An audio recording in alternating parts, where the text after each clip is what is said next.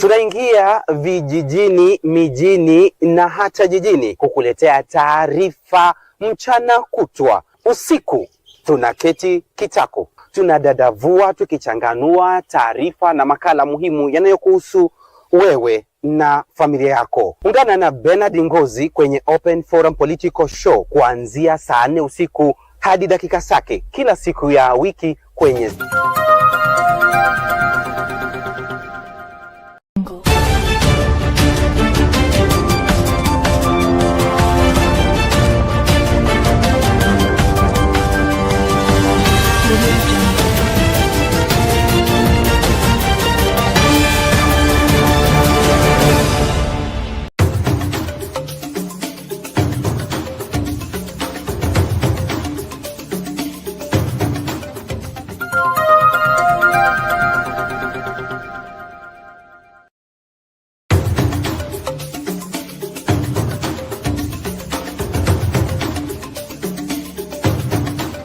You are watching Sound Candy Talk live.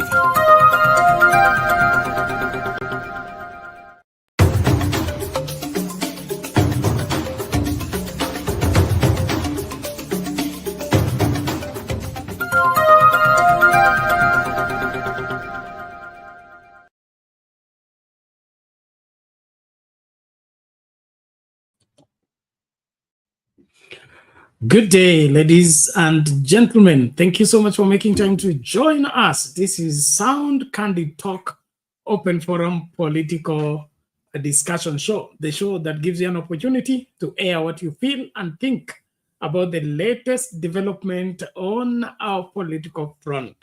Well, our country never ceases to shock us as days go on. And as time passes, the more things change, the more they remain the same. Now, the nominee for the IEBC chair seem not to be so different from Chebukati, according to what Kenyans of different walks of life are expressing themselves concerning that particular individual. Well, we'll be looking into that IEBC nomination, but it is clear that somebody is determined to have an IEBC that can be pocketed, an IEBC that will be serving the interest of specific individuals and not Kenyans. An IEBC that may want once again to take Kenyans for a ride in the pretext of conducting an election when it's actually a selection, and they seem not to have any say on the outcome of whatever decision that Kenyans have made. Well, the nominee has a lot of questions hanging over him. Rumor has it that he is a close confidant of Nanok, the former Turkana Turkana governor, and he served as an attorney for the Turkana County as long as Nanok was there as governor. And there are also other questions about his performance before the bench. It is alleged that he has never prosecuted a case. He has never defended a client. He is a lawyer by maybe documentation, but not in practice. So he's not very much different from Murkomen. And how do you now take such a person who has not been time-tested, who has not been exposed to pressure of trying to save a client and in the midst of the storm, and throw him to preside over IEBC, the hottest place when it comes to general elections? Are we not setting up ourselves for a downfall, disappointments, and the usual charade that we are treated to? That we are having an election when we are actually just being taken for a ride? Well, I invite your input as we begin to look at this IEBC nominee for chair, and pray that something will come up in terms of interventions because I don't think this country is ready for another rigged election. And I don't think this country is ready for another individual serving IEBC. And those trying to cook that, they better think again. Well, I want to begin on that particular high note. And then, of course, there is the deal with the dead. Well, it is now, not an allegation again. It is President Ruto goes public about cutting a deal with somebody that died in 2017. In 2017, you know that William Ruto was not president.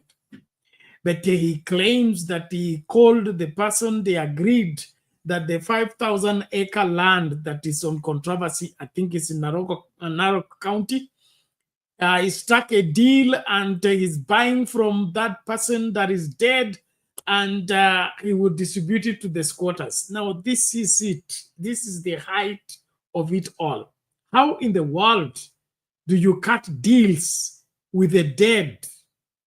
Now, the family of the concerned person are taking William Ruto to court, and of course, cite what is it that he is talking about. Who did he cut a deal with?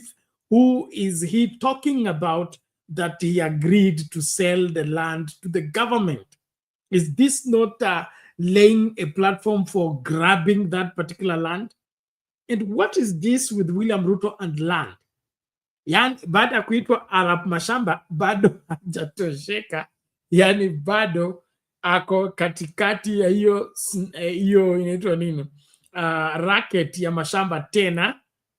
Hey, nakuambia. Haya, let us look at that also, how William Ruto is able to cut a deal with the dead in terms of land transfer from an individual to the government. Mtanifundisha nyinyi na wasubiri hapo mnieleze vile haya mambo yanavyokwenda, lakini kwangu mimi nabaki kushangaa tu. Well, let's keep going as we also look at the court ruling. The Court of Appeal gave a ruling on the Gachagua case, and it appears that the deputy president of the Supreme Court acted out of her whatever jurisdiction in putting up a bench to listen to the Gachagua case. Now the case has been reverted back to Madam Hot Air, the president of the Supreme Court, to give a direction. Well, let's look at this even as we explore different stories also that went down. Today was it is already yesterday, the send of the slain Kaspul member of parliament, and politics were at high notch. We had some, hot exchanges, the push and the pull of broad-based government, ODM, and all other stories. But Baba came up and said the spokesman of the party is the Secretary General. So if you want to know where ODM is, listen to the Secretary General and not the other flower girls that are escorting UDA to God knows where. All the same, now I'm calling upon us, let's be on the forefront as we invite each other. We start this conversation and, of course, look at it keenly and, educate each other, alert each other. Let's learn all we can learn as we scrutinize this closely, because it is alarming on how we can be so much twisted as a people that we don't want anything done right anymore. And this is not how a society should be governed. Everything should be working towards getting back to the rule of law. Who could be sitting down to to plan and, plot on how to hijack IEBC again when we are yet to settle the issue of what transpired in 2022 elections?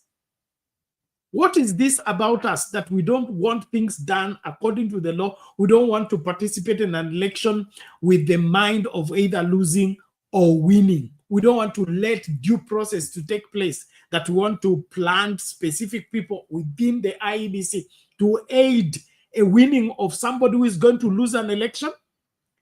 Well, I call upon you, please be here. Let's talk. I want to appreciate everyone as we start this conversation. And of course, we will be beginning with that mighty story of that nominee of IEBC. Huyo ndio tutakuwa tunaangazia sana, lakini pia tutazungumzia hilo suala la nani? Hilo suala la anaitwa nani? Hilo suala la shamba, okay? And then of course the unpacking of the 2025 finance bill and all that will pertain to that. And I need you in studio in good time so that we break all this down and of course get out of here before it is late. Thank you so much for choosing to be part of our conversation. Please usicheze mbali, papa ndipo story zote kuhusu siasa za Kenya inapatikana na Wakenya wa tabaka tofauti wanakutana hapa kutambua masuala haya. Kwa hivyo usicheze mbali, kuwa papa hapa. Nakaribisha mtu na washukuru wote ambao mnajiunga nasi pembe zote, tumakinike. Tuko live kwa TikTok, tuko live kwa Facebook page Sound Candy Talk, tuko live pia kwa YouTube Sound Candy Talk live and Sound Candy Talk YouTube channels. We appreciate all of you that are subscribers, returning subscribers. Thank you, those of you who are faithful followers. We appreciate your support and continued followership. Please, let's keep it at Sound Candy Talk and let us voice out what is happening in our country. Could you imagine that people are still plotting on how to rig an election? That they are putting up IEBC commissioners and IEBC chair that are friendly to winning by losing? This is very serious. I mean, kuna mambo mengine ambayo mnafika mahali mnaachana nayo. Okay? Mnaachana nayo. I'll be tempted to bring in the Bible here. The Bible talks about I think it's 1 Corinthians 11. So when I was a child, I thought like a child, I spoke like a child, I acted like a child. But when I became a man, I put away childish things. Why are we so tied to childish things that we want to have our country put at stake simply because we want to make losers winners and winners losers in an election? Why would anybody be doing that? Well, munipe maoni yenu tunapoanza mchakato huo. So let's look at that story. Yeah, the IEBC nominee, questions being raised about that particular individual on how William Ruto came to the conclusion that that's the man for the job. Here we go. Luis Nyaundi, KTN. And now cracks have emerged over the nomination of 7 individuals to serve in the electoral body IEBC.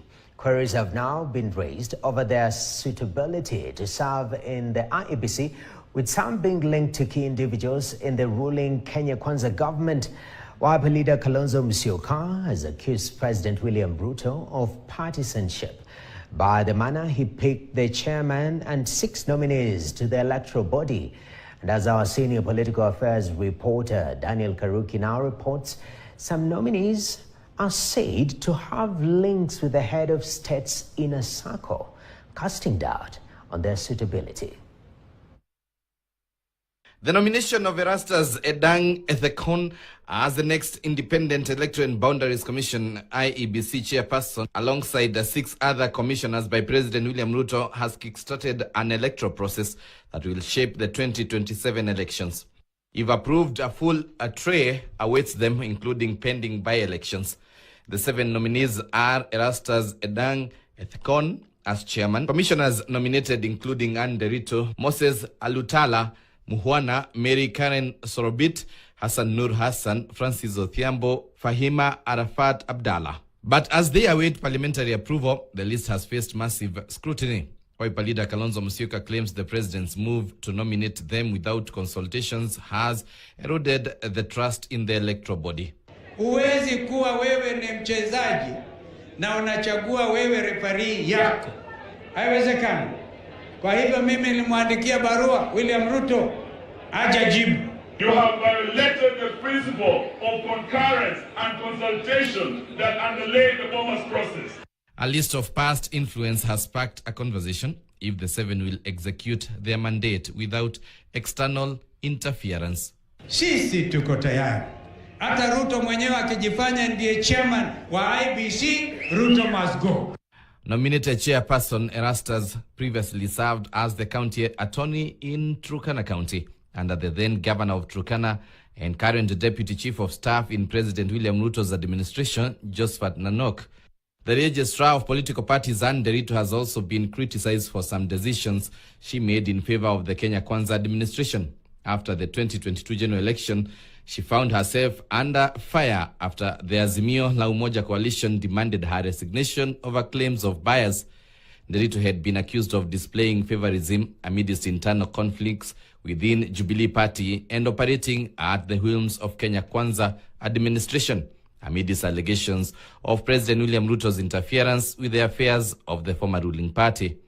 Hassan Nur Hassan's name recently sparked controversy after being named as part of 6 extra names that were sneaked into the IEBC selection panel's shortlist right before the commencement of the interviews in early April. He has previously served as a senior provincial administrator and also vied for the Mandera County gubernatorial seat in the 2022 polls, but was unsuccessful.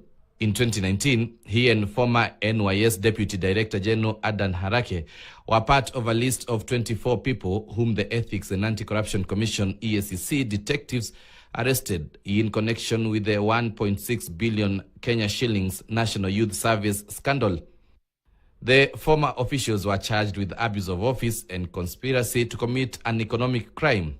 They were, however, acquitted of the unlawful disposal of public funds charge.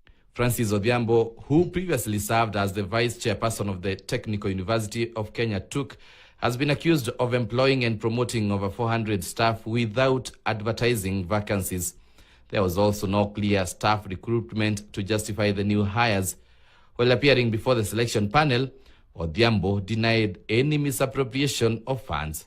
Daniel Kariuki, KTN. All right, now, Public Service Cabinet Secretary Geoffrey Ruku has ordered. Mambo kama hayo, maswali mengi kuhusu wale ambao wamewekwa pamoja na kupendekezwa na William Ruto kwa parliament wachaguliwe kuwa wasimamizi wa uchaguzi katika nchi hii. Umeona hayo maswali yote yanaonyesha dhahiri shairi kwamba kuna mushkili mahali. Kuna mtu anataka watu ambao watakwenda kutekeleza wajibu wake, wala sio kutekeleza wajibu wa katiba na wajibu ambao utahakikisha kwamba haki ya Wakenya inalindwa, inahifadhiwa na inatekelezwa. Katika Biblia, mimi ni mwalimu wa Biblia, kwa hivyo nikizungumza kuhusu Biblia mnaelewa, na mifano mingi ninayopeana ni ya Biblia. Okay, katika Biblia huwa tuna fundisho ama dai ambalo linasema kwamba Mungu huamini sana nabii anayechechemea, nabii ambaye amevunjwa mguu. No, sijui kama hiyo ndio principle William Ruto anatumia, sielewi, lakini kama watu wamepewa, hata kama walikuwa na kesi na wakashinda hiyo kesi, swala la kwamba kuna dosari fulani juu ya maisha yao, kuna swali fulani juu ya maisha yao, itakuwaje? Au ndio wanapewa hilo jukumu la kusimamia uchaguzi, na nyinyi mnaelewa kwamba uchaguzi wa Kenya sio mchezo. Wote tunaelewa kwamba tumekuwa na chaguzi ambazo zimekuwa tata kutoka 2007, 2013, 2017, 2022. Hakuna uchaguzi ambao tumefanya ukawa safi kabisa bila maswali. Isipokuwa 2002 and 2005 referendum. After that, we've been chaos after chaos in terms of election. So why would you get somebody with a questionable character and put them into office to preside over an election when people are already casting aspersion over their integrity, over their loyalty, and over their commitment towards justice in ensuring that Kenyans get what is rightfully theirs? Are we not setting this country, ablaze by ourselves? I mean, this is irresponsible. I thought we have taken lessons from our past so that we become at least careful. I thought the Gen Z demos and how serious they pushed the government were lessons enough for the government to realize that you cannot play with public the way you want. Now, it appears that it's the same script. People with questionable character are the ones placed there, and it is done deliberately so that they can be manipulated. It is that, and that has been our tradition. And so it appears to me that there's no IEBC they are reconstituting. They're putting together their friends and their girlfriends and, people to go and do what they want done. And so we can comfortably say, not yet Uhuru in Kenya, not yet Uhuru. As far as elections are concerned, not yet Uhuru. You cannot put together substandard people who are given to corruption and expect the commission to function rightly. So, why did we get rid of the Cherera 4 in the first place? It appears to me that the Cherera 4 were more committed to right dealing than this group you are offering us. Na ngoja maoni yenu. Asante sana kila moja tunapoendelea na mchakato. Esther Stoll nimekuona.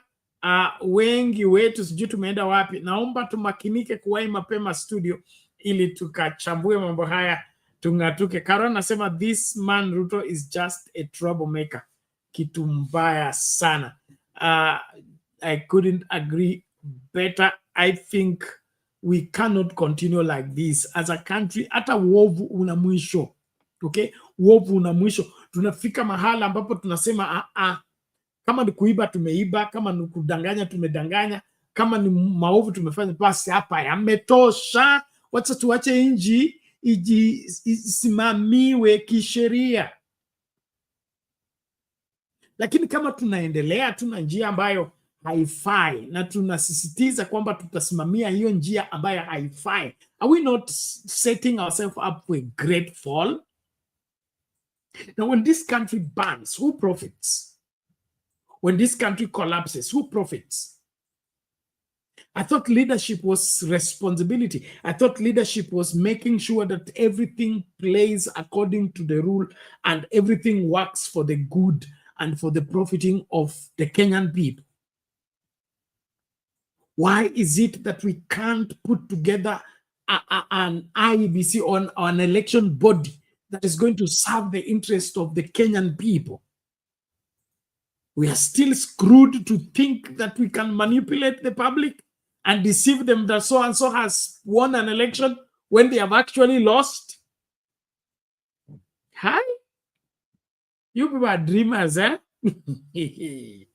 Not at this point in time. No. Something needs to be done.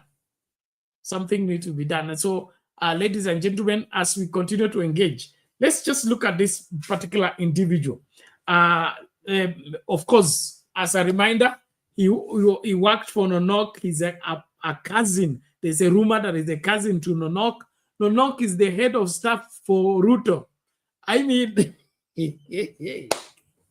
how is it possible that you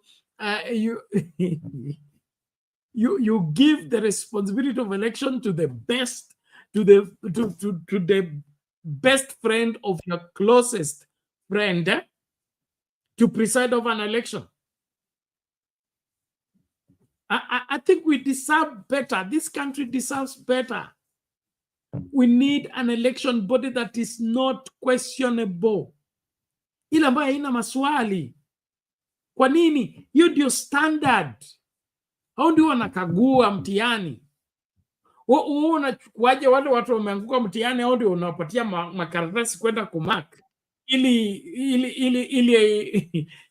wanafunzi wapite? I mean, this is unheard of. And so as we look at this, I'm very concerned person, because I thought that we have drawn lessons from the past and we don't want to go that way anymore. Are we still ready for another experiment that we give a whole election to a body that already starts with question marks, already starts with the incompetence? It already starts with the public doubts. What is it that is going on in this country? Don't we get, don't we get satisfied with making things go wrong? Well, as we continue the conversation, please, naomba tumakinike katika kutekeleza wajibu wetu, kukaribishana.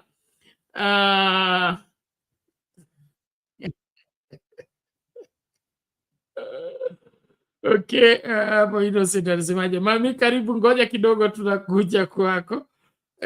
Hapa Innocent anasema, man who can speak with the dead. Kenda tumebarikiwa ya maukwelo. Hiyo sasa ndio shengi ndio gani, profesa? Sawa. Okay, Macndets anasema, Bernard, wacha kuuliza watu wako wapi. Tuko kwa njia tukitoka Uganda, voting Museveni out, na tukapita Kasipul. Okay, sawa.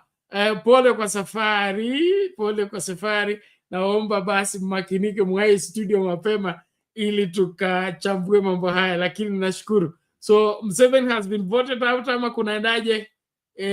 Although we have another, that's the same thing we are talking about, an electoral commission that has to make somebody win and make the other one lose, no matter how many votes they get. That is crazy. Well, more on this before we engage Mama.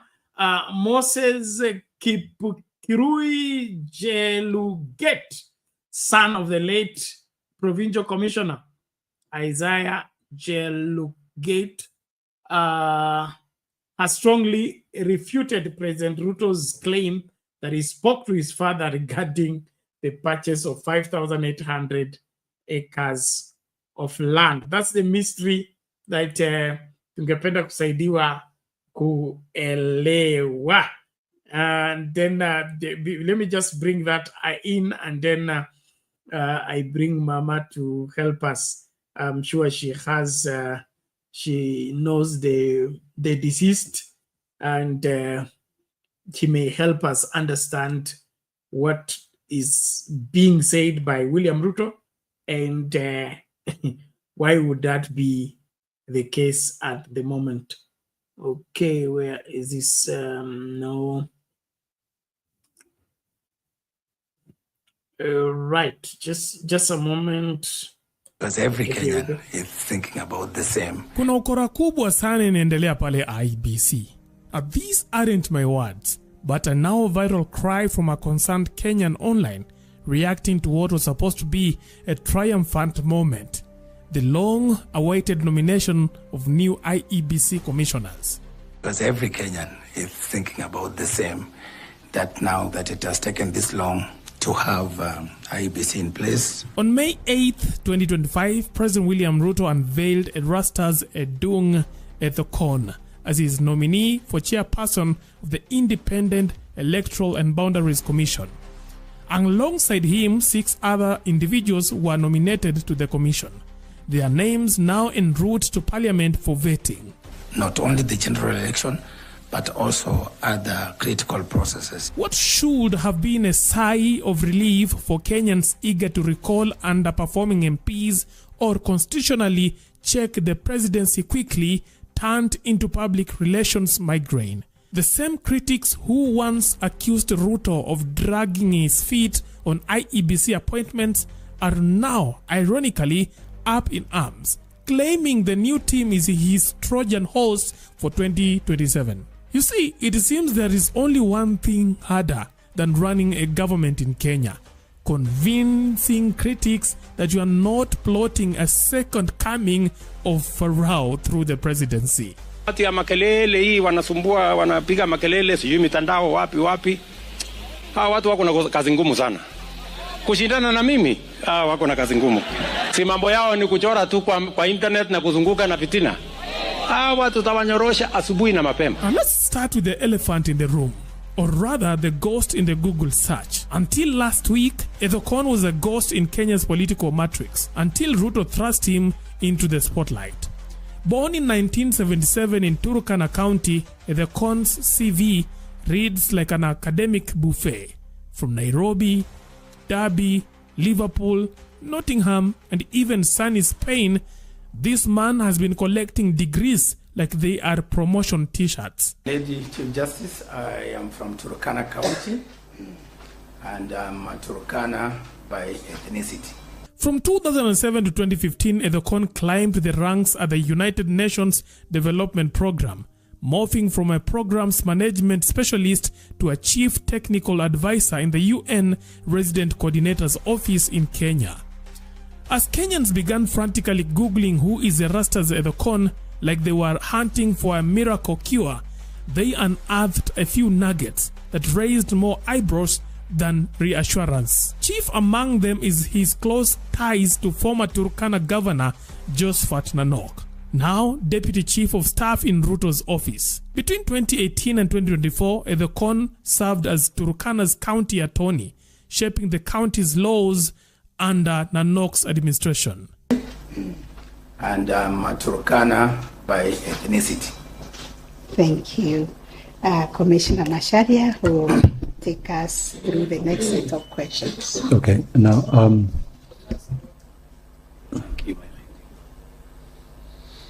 all right, so I'm looking at your CV, and you know, it seems like largely you've not practiced law in the strict sense of the word. You know, you've not interacted so much with the courts. You know, in terms of actual practice. You know, of course, you're not a judicial officer, so we would be looking at your experience from the outside. I don't know how then you'd be able to convince the commission that, you know, you'll be judge ready, in the sense that if you are appointed, you'll be able to run the course almost immediately. Thank you, Vice Chair and Commissioner.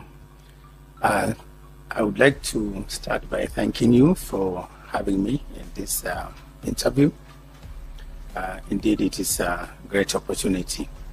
Coming to the question, I am aware that I have not been a litigator in court, or neither have I been a judicial officer.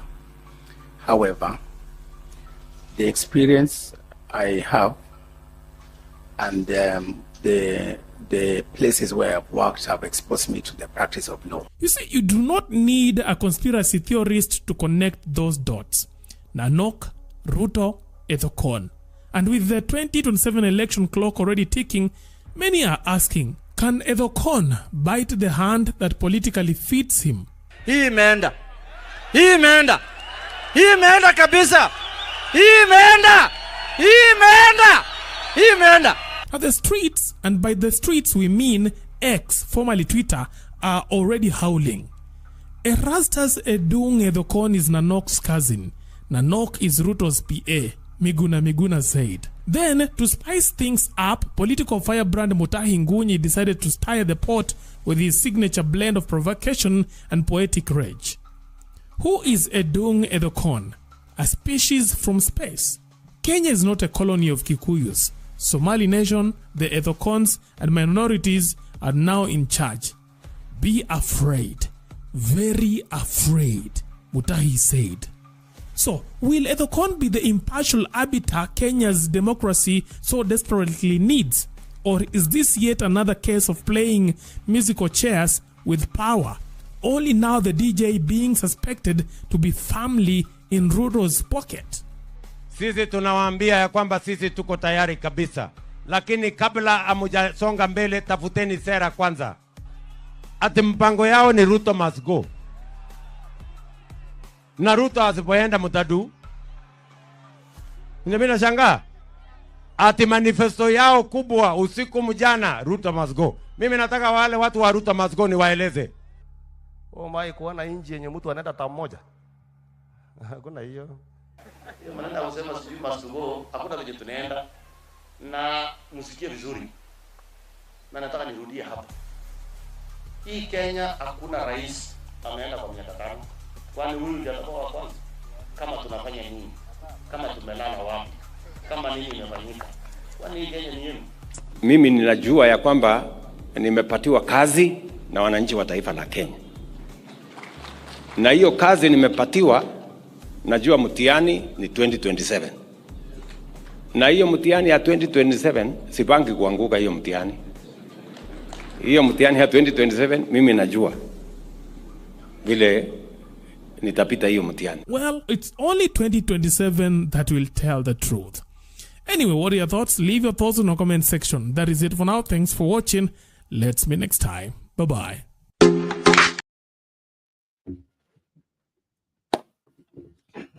Aya, Kenya nchi nzuri, hakuna matata. Mimi naona hii ni matata tupu. Mami, hali vipi?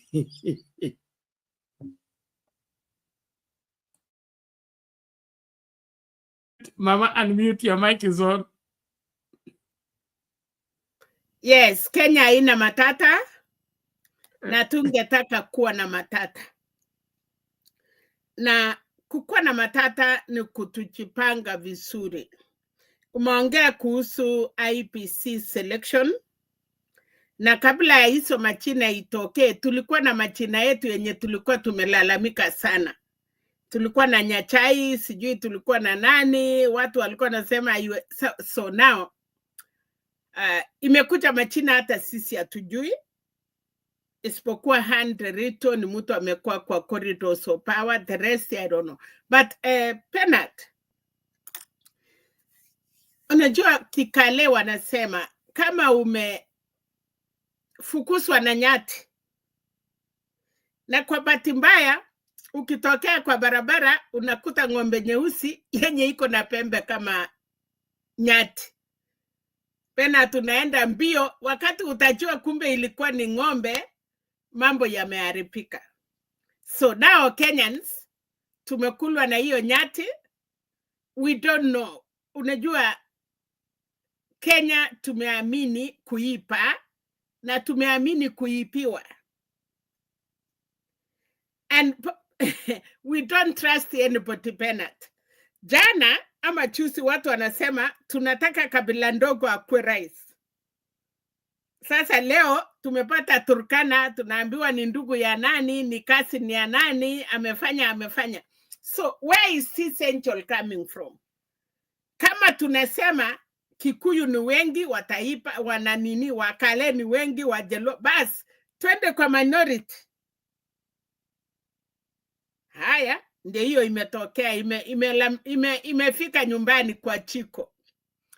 Ya mwisho Penat, tukiendelesha kutengeneza watoto kwa sababu ya results, ya mitihani ya end of the form 4, kama tungekuwa nayo, wacha hii ya CPC yenye, creating, hata hatutajua vile hiyo watoto wamepita. I want to go back to 844 na hiyo ingine. Unapo funza mtoto na for the last year wakiendelea, wakimaliza form 3 wakiingia form 4, kazi unafanya ni revision na watoto waelewe ile maswali haikukua. Now it comes to Kenya. Nimesikia vile Ruto amesema. Nimesikia vile Kalonzo amesema. Kalonzo ndiye ametuletea hii mambo. Kama angeenda kukaa chini na hiyo group, angetoka vile kina Otiende Amolo na wale members of parliament walisema wameshindwa kina Sufuna. Kalonzo ndiye alienda kukaa chini mpaka akasalisha document. Akaweka ofisi ya prime minister, akaweka leader of opposition, akafanya yote. Saa ile imetokea anasema atambui na ataki. Akasema hakuna hiyo. Wakawacha. Nao tukapata wale walikuwa nafanya selection ya commissioners. Ikasemekana hata rafiki yake alikuwa ndani, Muli something. Kalonzo hajaongea. Now Penat, tumepata commissioners. We are now encouraging, now we are ready kusema itaipiwa kasini ya Nanok atachukua. So we don't even see itafika parliament. Waende waulize maswali ili sisi yote tuweze kujua. But narudi pale, tumefukuzwa na nyati, ng'ombe nyeusi ndio hiyo imetoka, tumekimbia mbio. Nimeona funeral ya the late Kasibul member of parliament. Na kwanza pena nataka kushukuru constituency yake tangu jana. Vile walichukua mwili kutoka airstrip mpaka ikafika kwake. Na yale mambo mingi yalikuwa mtandao. So hiyo ni moja. Nimeona leo Sufuna, nimeona mambo ilikuwa mingi, and tulionyeshwa hiyo video mheshimiwa akisema in case yeye akikufa anataka asikwe na ODM, na vitu ya ODM na ikue rasmi ODM. So I think they wali grant him the wishes, the last wishes. Unaona kweli hiyo funeral haikuwa kama funeral tu, kila mtu alikuwa amevaa mafasi ya ODM kulingana the wishes. Chenye niliona kwa familia Penat, I think the guy alikuwa mtu, I don't know. Kwa sababu niliona wamama wawili na ni kama wamama walikuwa watatu. So the first one or the middle or the wherever, I don't know kama kuna kitu ilitokea, lakini wakati niliona brother-in-law aliongea, kunaonekana kuna mama moja akukua ama nini ilifanyika, haikusemwa, but nikaona wamama wawili na nikaona watoto ni wakubwa na nikaona ni jamii imekaa pamoja. It is not easy Penat. Polygamy, ingawa kuna jamii hiyo ni kawaida kama Luos, Kalenjin, ni kawaida mama mdogo na mama hiyo ingine na watoto kukua pamoja, inategemea vile msasi aliweka.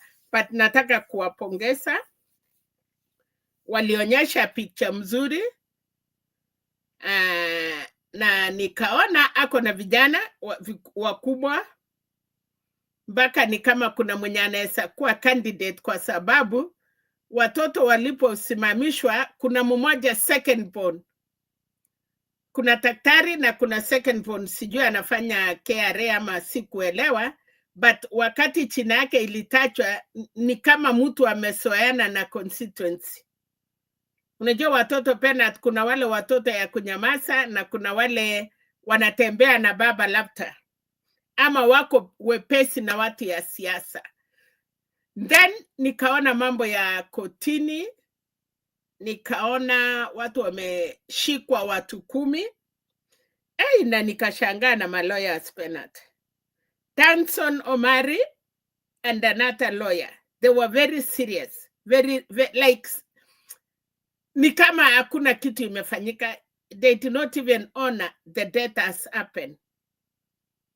Alitaka kufanya juu chini ahakikisha ametoa mtu yake, lakini Penat, kulingana na mambo vile inaenda mpaka imepatikana, Wakenya wanataka the truth.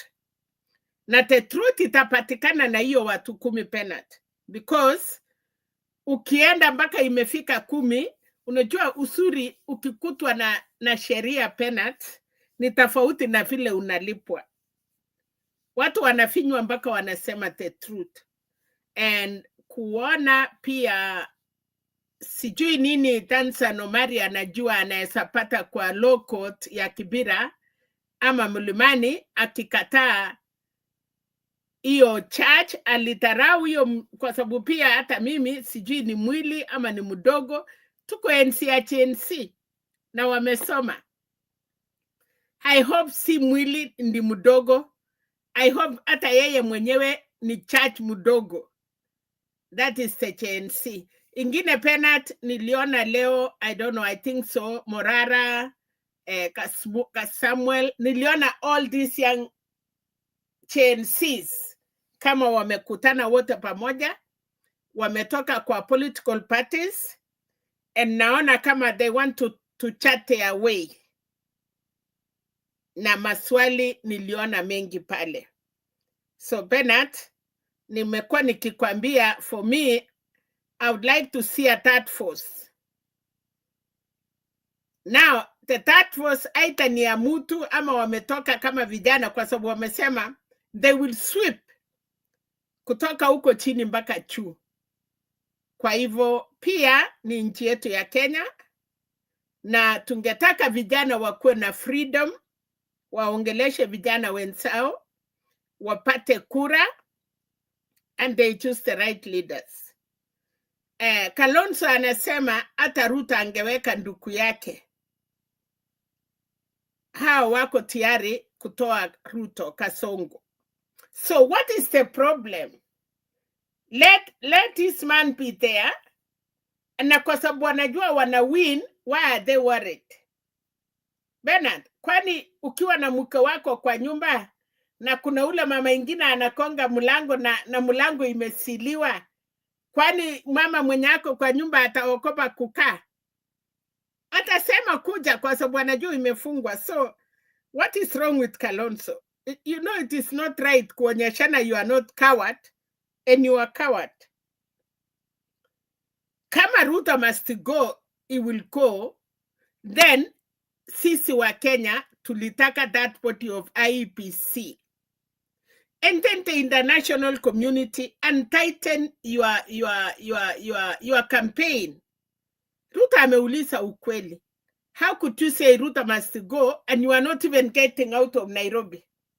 Now kuna hiyo ya Gachagua pia. Sasa anawachiwa, unajua serikali iko very intelligent. Leo wacha nikwambie, Wamunyora atakuwa kwa ballot. Already itasambaratika. Mumelete Matiang'i. Ndio huyo sasa Kalonzo analalamika. Wamunyora ana launch party yake. Kesi itawachiliwa ndio aweze kusimama. Hii ni Wachokoa yetu ya 3. Unakumbuka vile tuliletewa Wachokoa ya bila kujua. So kama hatuwezi kuchipanga, ama kama uwezi kuchipanga penalty, utapangwa. Hiyo ya Chelogoi, hiyo is our great leader ya Nandi, ni msee walikuwa wa heshima, na kijana yao alikuwa commissioner, yes, yeah. Lakini sasa ile kitu inanishangaza, msee ni rika ya kina Moi huko mbali. So nashangaa hao watu wadogo wamepata aje. Unless wanaongea kuhusu Chelogoi the son, but I don't know. But the family are very honest. Msee alikuwa ya kanisa. I know the family. One of the daughters ni rafiki yangu. But that family penalty, Wakalenjin watasimama kumtetea. They are not arrogant people. Wachachukua kitu ya mtu, ni watu wanaheshimu Mwenyezi Mungu. So I think wenye wanapanga mambo ya mashamba wanasema uongo. Because there are some people ukikusa, kuna wasee wa nyumbani wa samani, ukikusa watu watajua, no, inaweza kuwa ukweli. But kuna watu Penat, ukiwatacha, hata mtoto mdogo atakwambia hapana, ni hiyo familia ya Chelogoi. Uko Nandi. No. Thank you. Okay, thank you. Let's just get that story so that we get a balance on what's going down. But it appears it's just our usual appetite for land, any space we see, we want to take. And so we end up with outrageous claims that don't add up. Let's listen to the story and then weigh in the same. The family of former Provincial Commissioner Isaiah Cheluget, who died 7 years ago, has threatened legal action to stop any transaction on its disputed land in Narok South. This follows President William Ruto's claim that he spoke to the late Cheluget about selling the 5,800-acre property. The family, through Cheluget's son, Moses Kipkirui, now accuses the president of misleading residents, insisting no such talks ever happened and that the land remains under succession. Willie Lusige has those details. Bwana Yesu asifiwe. Chamgei. President William Ruto is taking direct fire for remarks he made about land that belongs to the late Isaiah Kiplagat Cheluget. Ruto, who made the remarks on Wednesday in Songo, Narok South, has drawn opposition. The president had expressed awareness of the problems that ail the area, chiefly land, and had said a solution was in the making. Maneno ya shamba ya Cheluget tumeita Cheluget. Tumeketi chini na yeye. Tumekubaliana.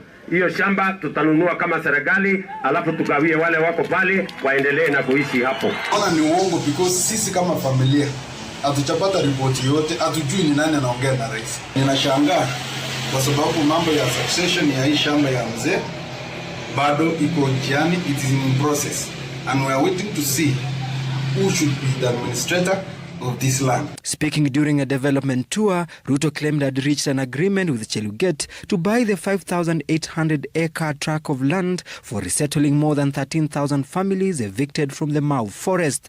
However, Cheluget passed away on June 26, 2017 at the Aga Khan Hospital in Kisumu and was buried at his retained home in Kericho County on 5th of July 2017. The late Cheluget's son is upset with the president's utterances. Rais alipokuja Tuesday alikuja akaongelesha watu akasema ameongea na baba mwenye alikufa miaka 7 iliyopita na babangu amekufa. Tujui wanafanya negotiation na nani kwa hii familia.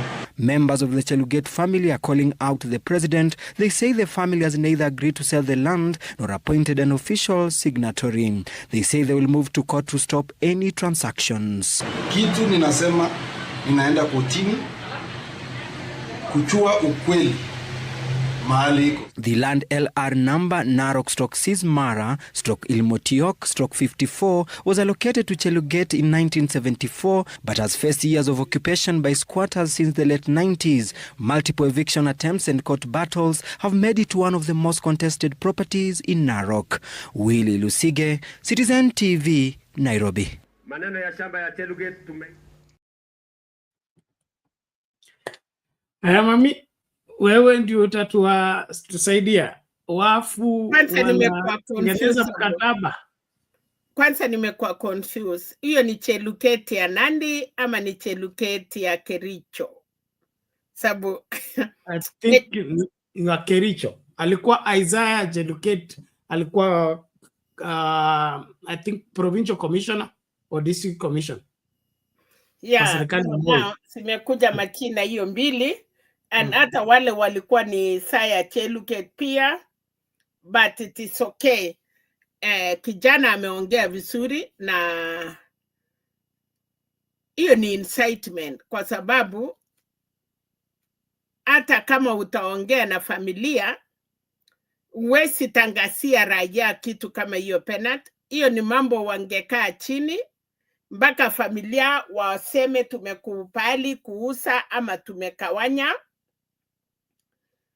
Lakini yes, the dead, kuchukua mali ya watu wamekufa penalty, they are sleeping. Unajua sasa hiyo hiyo imeweka hiyo shamba shida, kwa sababu already kuna squatters na already imesemekana watu itanunuliwa ipatiwe watu. Now kijana amesema vizuri, uate trustee, kwa sababu mali ya baba si ya familia. Unajua kuna tofauti wakati unaweza ita familia kando na kuna wale wanakuwa direct, kama huyo sasa inaonekana ni mtu direct kwa sababu ni mali ya baba yake. So I don't know why the government ama, but kwa sababu ni familia inajulikana, najua wasee watakaa chini na hiyo mambo haitaharibika penalty, because uwezi nyang'anya watu shamba yao. And you cannot say uliongea na mtu alikufa 7 years. 7 years you are not even the president of Kenya. 7 years either you are the deputy president, but kulikuwa na shida at that time. Unajua kuna mambo Cheluketa alikufa 7 years. That's what they are saying. And then now you talk to Cheluket. When? You talk to the father, the brothers, the wife, the children. Na sheria ya Kenya inatuambia penalty, mambo ya shamba. Kama msee hakuna, mama hawezi uza bila kuongea na watoto. Watoto hawawezi uza shamba bila kukaa chini na mama. Na hata imeongezeka siku hizi ya kwamba hata itakuwa na jamii, even though nyinyi ni direct beneficiary, kuna wale wasee ya jamii watajua hii shamba pengine mwenyewe alikuwa amesema hivi. So haitaharibika, watu watakaa chini, but that is wrong. Umepatiwa na wananchi, wananchi wako kwa mkono wako. The people are on your hands. Na hiyo watu walikupigia kura, unawanyanyasa, unawanyima haki yao. Na nilipenda vile hiyo watu walisema, hawati ya Narok walisema, for that government it is us, sisi ndiye tuliunda hiyo serikali, we pray for that government. So I think anastahili kukaa chini, awache kukimbia mbio, na shamba haipeleki watu mbali penalty. Kitu yenye umenyang'anyana today inarudishwa na the other government. Mambo ya Narok ni story mingi, naona hata kwa Uhuru Kenyatta, naona sasa kwa Ruto, all of them wamekimbilia pale, lakini wasee na vijana ya Narok wamekuwa na akili, huwezi kuwanyang'anya haki yao. Okay, thank you mami. Nashukuru kwa hiyo, shikilia hapo, taendelea kuuliza swali kwa sababu na mimi nitaita mmoja yao, sababu kuna wenye tuko na hawa huku, nitawauliza if it is Cheluket ya Nandi ama ni Cheluket ya Kericho. Okay, kulingana na huyu alizikwa Kericho, sasa hatuelewi, lakini si unajua maboma na yes, of course watu kuhama wakipata nafasi ya shamba. So yes, but hilo jina linaweza kuwa the same family. All in all, thank you for those insights. My problem is the president going public about having dealt with or having discussed and discussions being underway for him to buy land for the squatters. It leaves a lot to be desired, because kama vile umesema maswala ya shamba inazungumziwa chini kwa chini, na pia serikali pia inafanyanga mambo chini kwa chini, mambo yanakwenda tu nje wakati imemalizwa. Sasa hii inaenda kuzungumziwa wazi wazi kwa juu ya gari, na wenye shamba ndio hao wanajitokeza, wanasema hakuna mtu alipewa mamlaka ya kutransact on behalf of the family. It leaves a lot to be desired, and the kind of president we are having that doesn't even care about the family of the dead, because I don't think such a person prominent person can die and William Ruto is not aware, because huyu alikuwa district commissioner mtu mkubwa, na William Ruto is conversant if not with everything in Kenya, at least the Rift Valley politics. And so yeye hawezi kusema kama vile alikuwa anasema kuhusu Kennedy Onyango kwamba alipigwa risasi kama amekufa ama bado ako hai. Ili ni swala ambalo linaonyesha kwamba kuna vested interest ya hiyo shamba, na kama familia haitakaa vizuri, kuna vile mipango imewekwa kuchukua hilo shamba kwa sababu ya siasa. Kuchukua kwa sababu ya siasa, kwa sababu is a hot spot in Narok, and the squatters there are the main issue. So William Ruto would want to play in the gallery to try and pretend to be helping the squatters, and maybe he will end up kuhujumu familia yenye shamba. And then of course, where is the Minister for Lands? Where is the Ministry for Lands? And the people involved with that whole scenario? Must the president be the determinant factor of everything? Kununua, kuuza, kupeana, kuchukua. This is very serious. Undumani, hali vipi?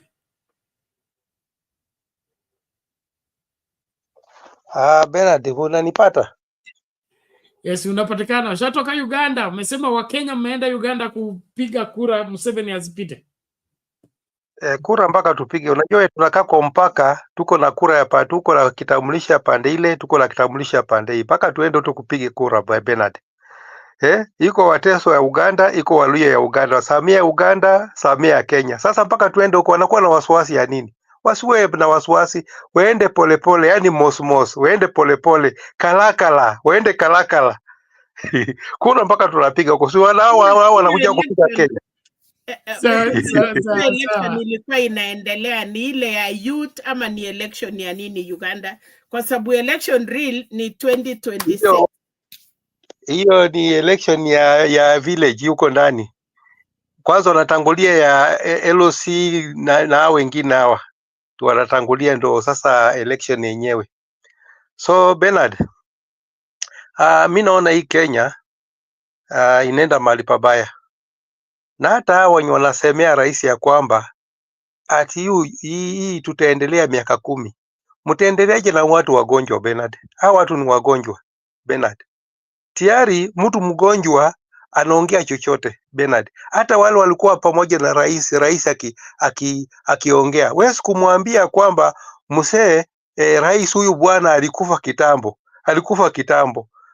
Wewe kumwambia, yeye anadanganya tu, na wale watu wanatakana kumwambia advisor. Advisor ako nao wangapi Bernard? Nimeona yako na advisor chungu mzima. Hao wanafanya nini kwa hiyo State House?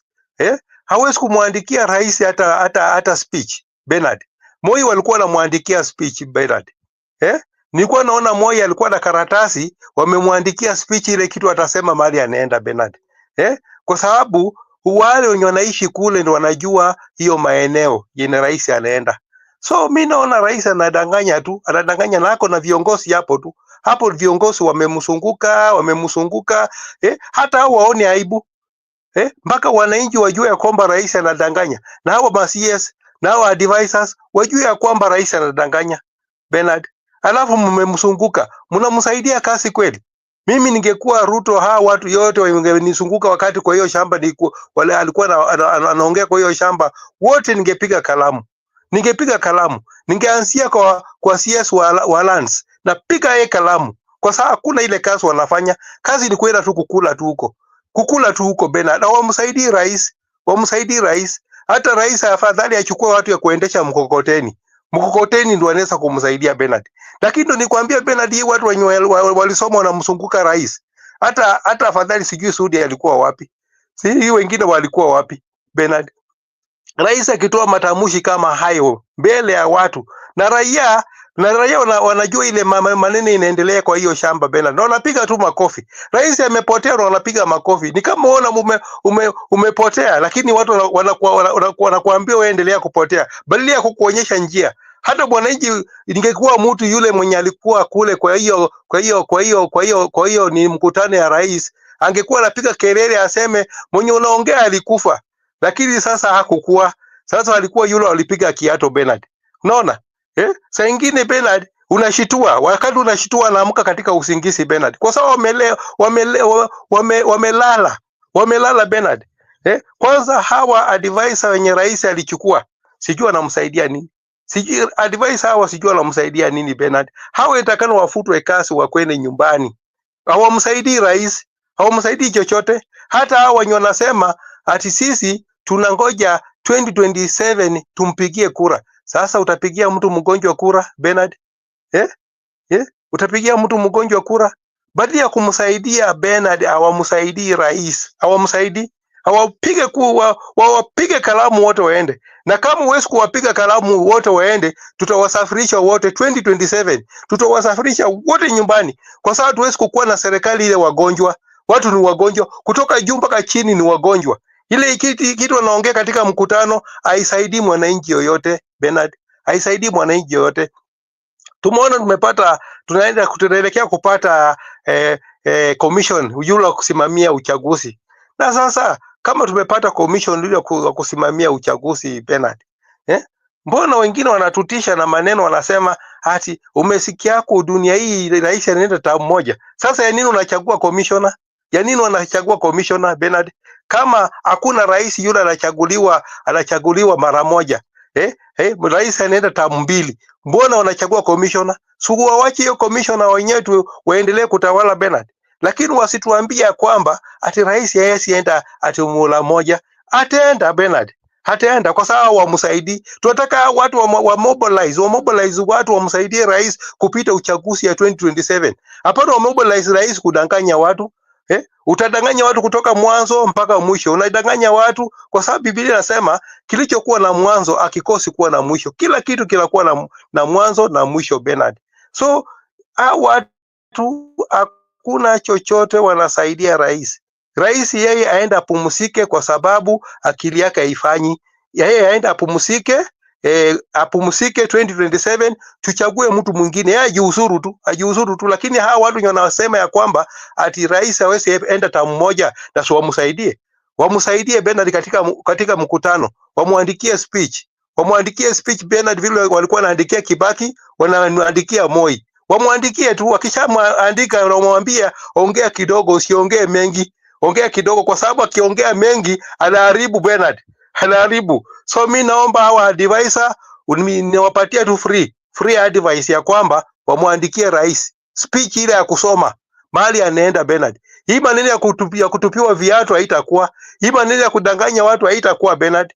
Kwa sababu utakuwa unaongea mbaya na wanatupa kiatu. Na tena mimi nataka nilaumu wale watu walikuwa na rais kule Kuria Bernard. Rais hana security Bernard. Hii inaonyesha rais hana security. Hii security yake inatakana asafishe yote, afukuse yote, hata afadhali achukue watchman. Afadhali achukue watchman. Watchman afadhali Bernard. Lakini ati hizi security ati bodyguard yao hakuna. Hii kiatu ilitokea wapi Bernard? Wanakuwa nalala katika kazi, wanasembea katika kazi. Na rais ni mtu mkubwa sana. Rais ni mtu mkubwa sana na kiatu inatoka huko napige Bernard. Hawa watu wote mimi ninasema wafutwe kasi Bernard. Hata afadhali watchman, wachukue watchman wamweke kwa bodyguard ya rais. Hawa watu wote wafutwe kasi Bernard. Si wanaibisha rais kutupiwa kiatu. Ni asante Bernard. Okay, thank you Dumani. Una maswala kweli. Hata pusa alitupiwa kiatu. Ngoja utapata nafasi ya but swala nyeti hapa tukiangalia vile Undumani anasema ni rais kutoandikiwa speech, kwa sababu wewe ukiwa rais na kuna shamba na hiyo shamba liko na utata, inakuwa ni jukumu lako kufind information kuhusu hiyo, kwa sababu unaenda Narok unaenda kwa sababu polisi walikuwa wameua watu kwa hiyo story ya shamba. So huwezi kwenda huko ukianza kuguess kama mwenye shamba yuko hai ama amekufa. You must confirm. Wewe Undumani ni mhubiri kama mimi. wewe ukitaka kuzungumzia kuhusu Roho Mtakatifu na hauko sure kama ni nabii Joel aliyetabiri hiyo ama ni Ezekiel, si unaulizaga ni kitabu gani kinasema nini wapi? Hawezi tu kwenda huko useme kwa sababu kimetokea. Unaona Bernard? So ni rais anapaswa kugather the required information. Hata anapopewa speech, hiyo speech mpaka apitie, aangalie inakubaliana na ile mambo anasema ama ameandikiwa vitu ambavyo havipo.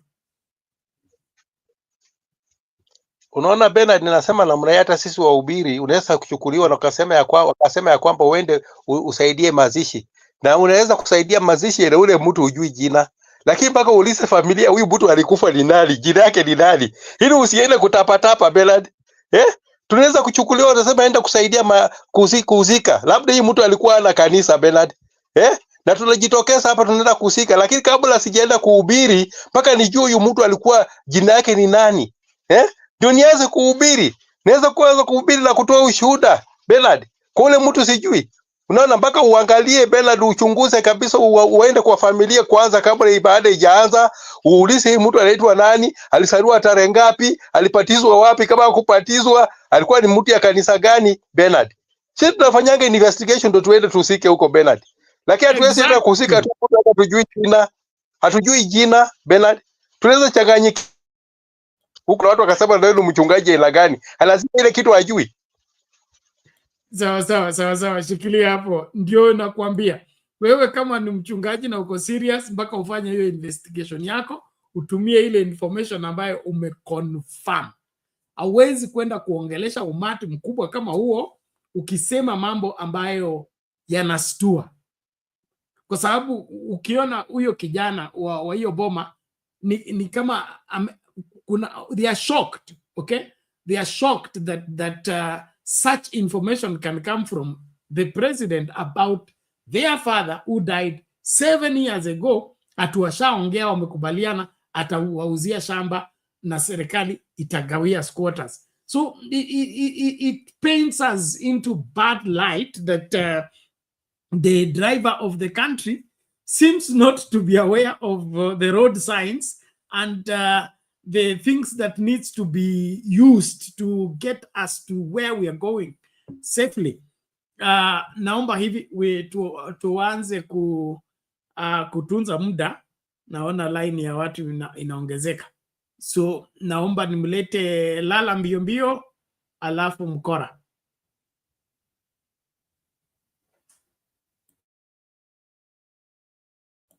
Reverend Lala, are you there? Unmute. Give me 2 minutes. I'll be back. Mm-hmm. Okay, 2 minutes. Thank you. Mkenya Mkora, hali vipi? Salama, sijui kama wanipata. Ushafika? Pole kwa safari kutoka Uganda.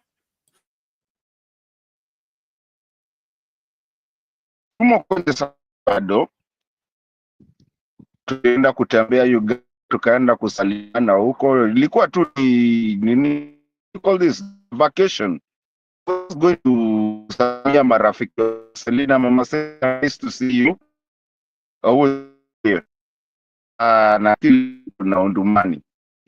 And Mr. Bernard show, we are always here. Lakini tumeenda kusalia Museveni. I mean, wanted to liberate Kenya. Unajua kuna kitu inapitia, tunaambiwa we are the capital of Africa. Sasa lazima, if you are the capital of Africa, you have to do something. Alafu tukirudi tukasikia kuna kitu hapa kwa njia iko hapa, ukipita Malaba hapo Kasipul, tukapita huko pia tukabeba ng'ombe, nasikia ng'ombe kaa 3 na kaka kwa mash. Bernard, what am I trying to say? Let me acha nitoke coach. Bernard, the points that all of you are talking are very important, is something that is happening. Whoever does see it, we start saying it a long time ago. Bernard, Kenya today become a whole different kind of world. People are woke, people, legit people talking about Bernard. These are not we used to talk about 2 years ago. Right here, wa Kenya, kitu mnasahau is the reports that we are getting. They're so international. Things that are happening. See, guys are not playing anything that they like. Mami, you were talking about kuna mtu amesema hapo, amesema wa Kericho sijui ni mgani, but either way, where we have come and where we are as Kenyans, we don't care kama ni wa Kericho ama ni wa side gani, hata kwa wa coast, as long as alikuwa amekufa na mtu alisimama juu ya gari akatuambia aliongea na yeye, na mtu alikufa I don't know how many years ago. Uliongea na nani? You see, so the events that are happening in Kenya nowadays, and it's starting to spill to other countries, it's an event of people who, a generation, and not even just a generation, I think is a year, or the years, the times that are coming, and where people don't take nonsense.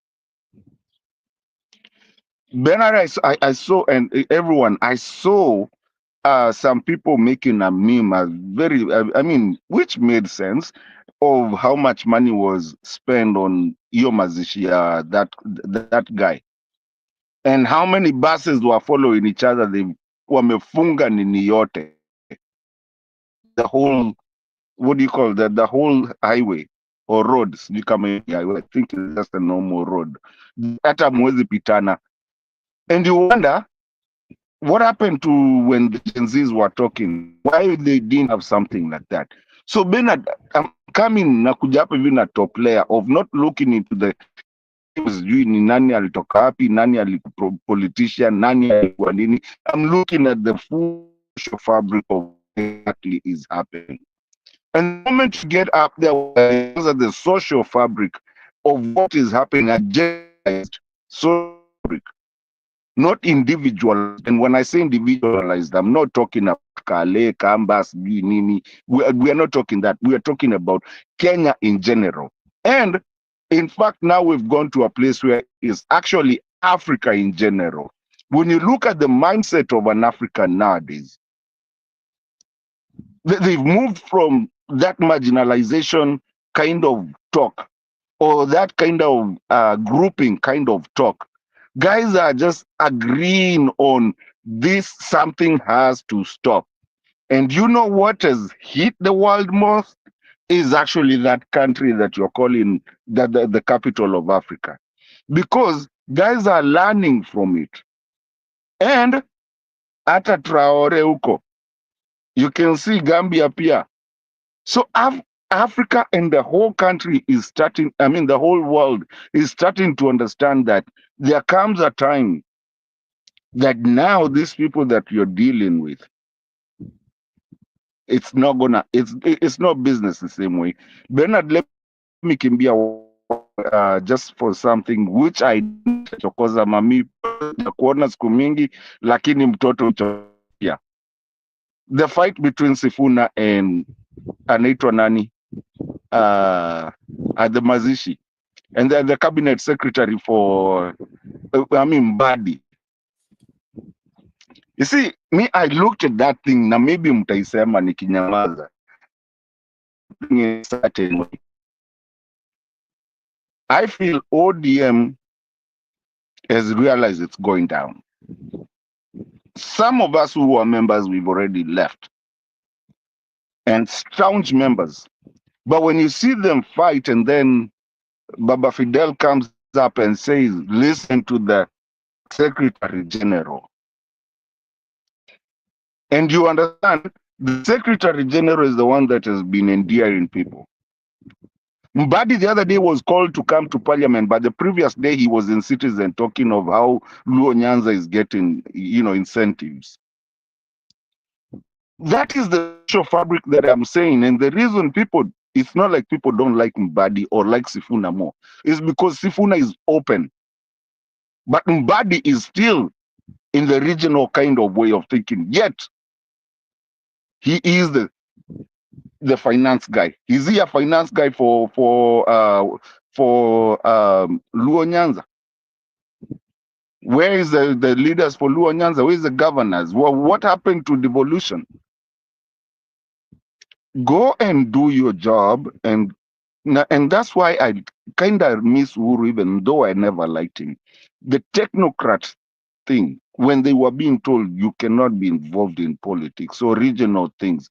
Bernard, Kenya needs to come to a point where if you're a cabinet secretary and you're working for the treasury or you're working for the whole government, please, if you're going to speak of what Kenyan government on the top there has done.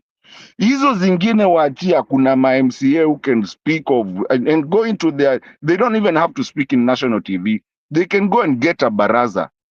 Even in, we don't want churches, lakini barazas, they are allowed around their area of where they are leading. So Bernard, in short, so that I don't take too much time, na maybe naweza kuwa nimechokoza watu, all I'm trying to say is that there's a wave. Unajua, when a wind ikianza kublow side ya east and you start walking against it, kama una nguvu na ujaweka mawe kwa mfuko, utabebwa tu na hiyo wind. There's a wind that is happening world over. Na kama una nguvu na ujaribu kuwa na hiyo nguvu, hata si moja kiatu moja, tutatupaka kadhaa na tutoe viatu sisi wote, ndio usishike usijue ni nani.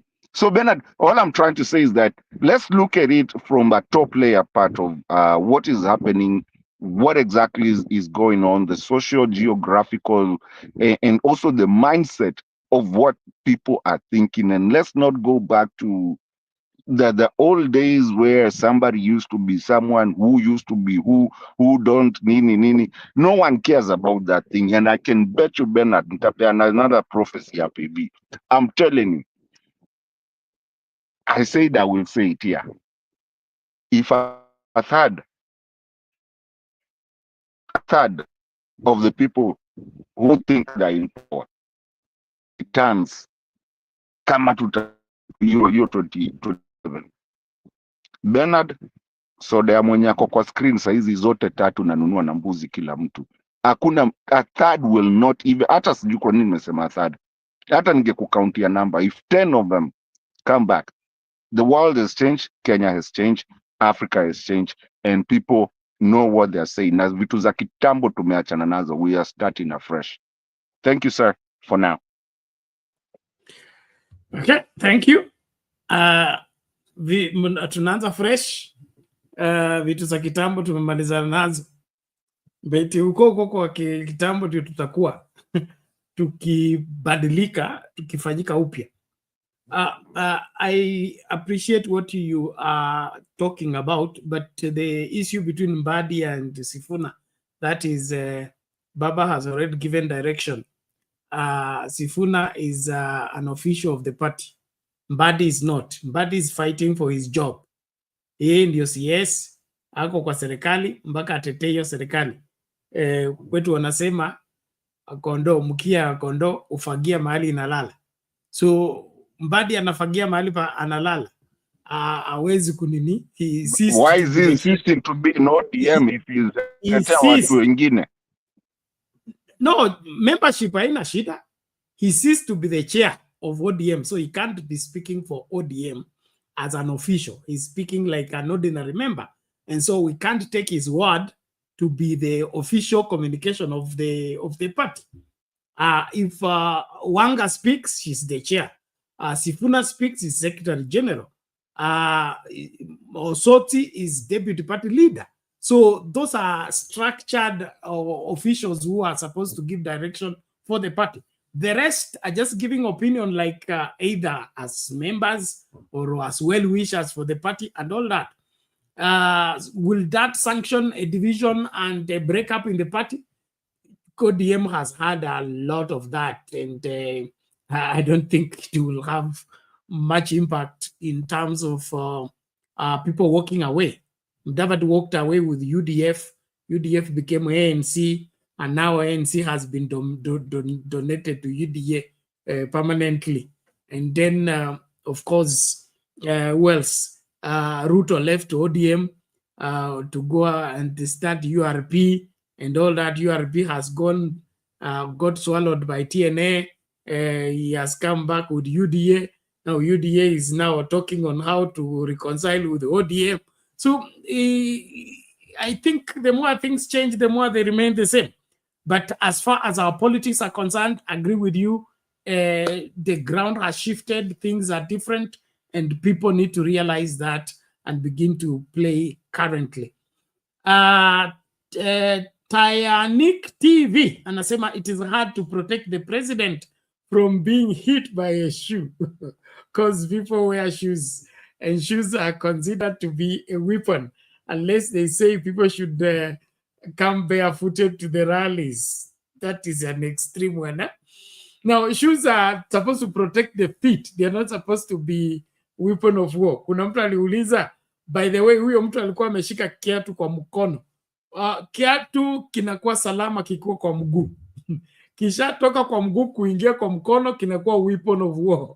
And so, wakati huyo mtu alionekana ameshika kiatu, what did the security people do? Because ukiona mama anateremka chini anatoa kiatu, unajua that's a weapon of war.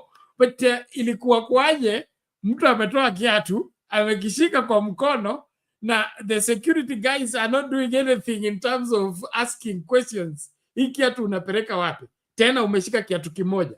Huwezi kusema nimenunua hapa ya mtumba naendako nayo nyumbani. Unanuaje kiatu kimoja? I mean cha right na kuna cha left. Itakuwa kuwaje? So wakati Undumani anazungumza kuhusu security ya mkutano wa rais, mimi nakubaliana na yeye. Security ya mkutano wa rais inapaswa kuwa tofauti na security ya mikutano mingine. These lapses can cost this country dearly. We can't take that lying down or try to justify or neutralize it that you know, it is normal. It is not normal. The president's security should not be toyed with, especially when he's going to the public. Bush alitupiwa kiatu kwa mkutano, ilikuwa county hall, ndani ya enclosed place. Hii ni open air market. Anybody can come. Any mad person can come with anything. Now, if the loopholes are open like that, we'll be talking a different story altogether. And so I really would want that we zero into calling the country to order by insisting on what is valid other than just settling political, whatever, balancing of the equation. Lala, your 2 minutes are over. Are you ready? I'm to read kwa mama. Yes, just briefly. I just want to answer, I think, Odumani, the issue of the shoes. You see, 911 change is also a game changer when it comes to security. Nobody imagined that a plane would be hijacked to become the bomb. And it was the aeroplane, one towards Washington, D.C., another one moving towards New York City. And nobody imagined, but that's what happened. And now when we talk about shoes, all of us come in shoes. We put on shoes. And so the last thing you think about is that shoes going to be a weapon of, of war. And so even somebody carries it, you think it's probably just something happened with their feet, so they're holding it. And so, but my point here is that when you make this idea of campaign, type, all the time, it becomes the way of addressing public rallies, then you create a security nightmare because people now know that that is the way you operate. So it's very hard even for security to be able to secure the place because people are moving in back and forth.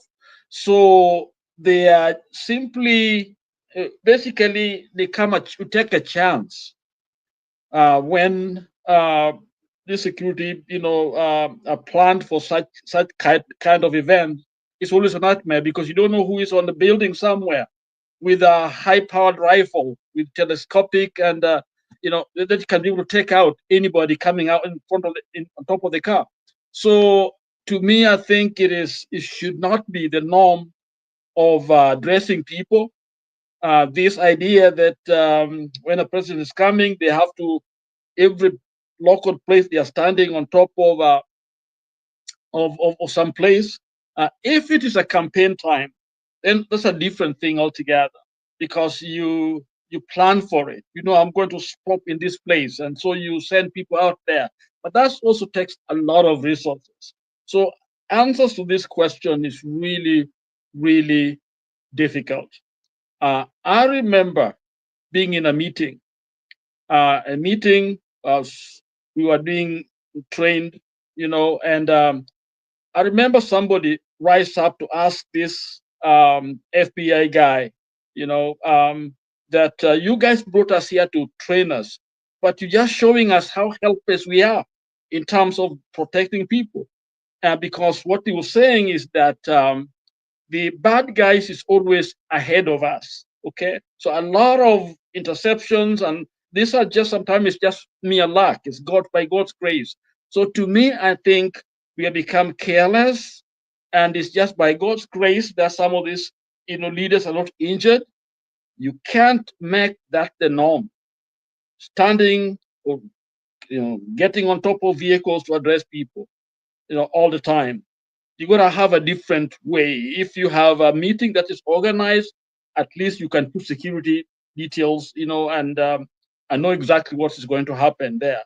But so to me, I don't know the answer, but I'm always afraid when I see leaders, get on top of a vehicle to start talking, especially a high, target, somebody like a president, standing there and it's all the time. It is their way of doing things.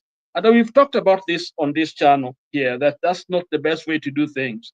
So when that guy moved there, with the shoes, I think it's a good thing, because it's a lesson that we have to learn from. Okay, there's no security that will protect you from certain like shoes. Everybody has a shoes. As a shoe. What are you going to do? You're going to shoot, somebody in the middle of a large crowd like that? It's like shouting fire in a theater. Basically, people are going to die. Wanakanyaga, watu wakijaribu kutoroka. So that's a security nightmare. We should not be in the norm. Should not be practiced the way we are practicing it. I think it's not right. I know it's happened in many places, but to me, in my own assessment, is not the best thing to do. So let's change things. Let's talk about it. Let's leaders decide on what to do. Because what you think about this, these are people you're addressing that have been demoralized. They have been lied on. They have sold their land. They have got nothing to live for. They come to that meeting hoping to hear something, and some temporary sanity can come in. These are good people. In fact, I was listening to the profile of the young man in this village. That young man is a model. He's a good young man. He had, from what I heard in this village, nobody even could imagine him doing something like that. But I can see him, being there, and that moment, the spirit of the moment takes over, and he finds himself temporarily ill, mentally ill. But I'm sure this guy's, I'm told he's still in, last time I read, I think he was still in jail. Here's a man that will come out of that prison, almost sick, when actually he was not doing it because he was in his right mind. But now they beat him up, They done all kinds of things to that young man when actually is unwell. Because we know how our security people do people. They come in, they don't care who you are, anashukwa kila pahali, anapigwa pigwa, anafinywa finywa. Ukisikia story watu kutoka huko jela, it's very sad. So I think our leaders must solve this security. This and they please say it's a carelessness on their part. They're setting people up for such events, and then the people. This young man now will bear the consequence of this action. The family will have. I think he had a child or something like that. If you show that documentary. So to me, Wakenya, hii serikali, all the governments must really maybe ban some of these, people coming in, because the people will suffer, and not the president. It's actually the people, the ones that end up suffering are the wananchi wenyewe ambao wako huko. So this young man should be, people should be concerned about him, and the least he did was to throw his shoes, for what kind of I don't know what reason why he did that. Okay. Number two, before I end, because I was just making a brief statement. I think I'm very proud of ODM. I'm really proud of ODM, especially when I hear the tension between Sifuna and Mbadi.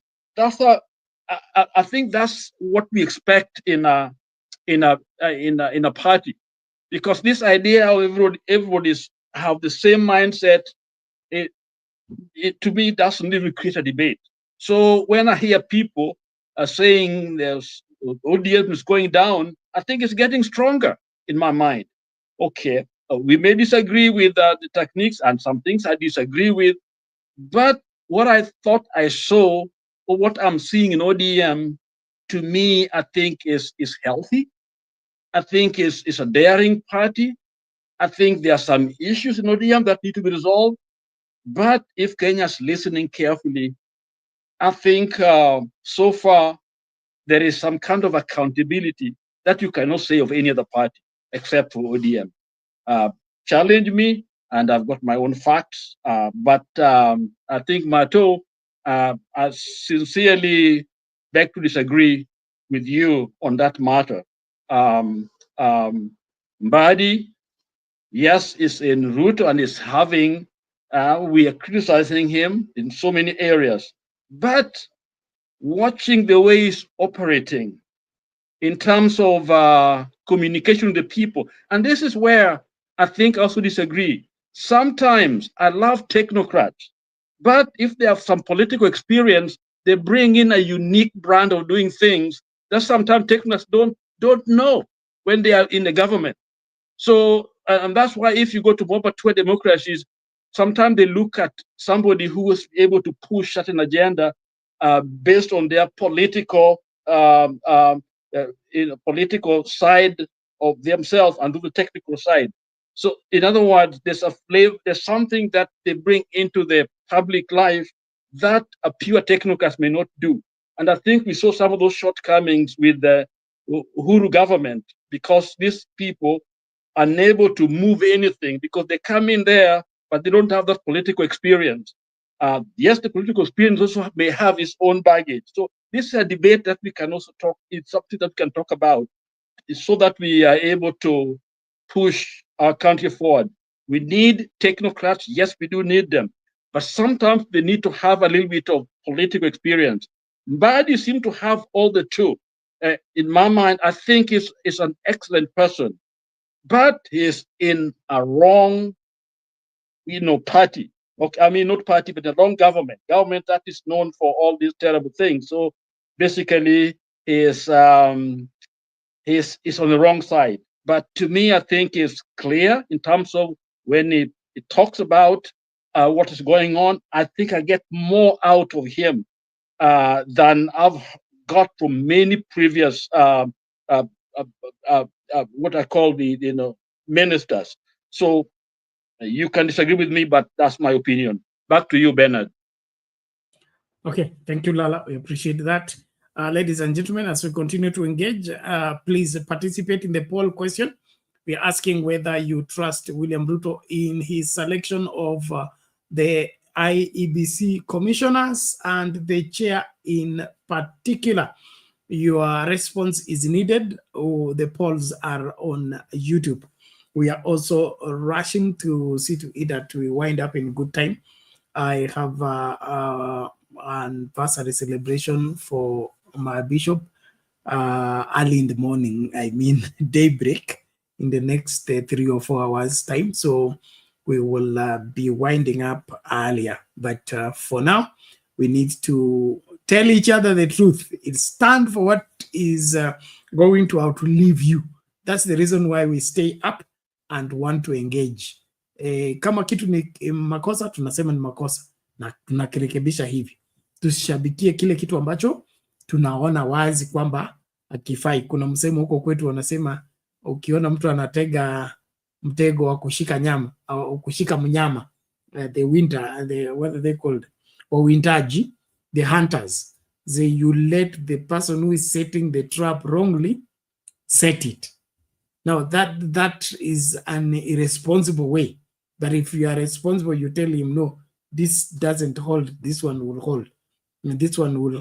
So let's not let the sleeping dog lie.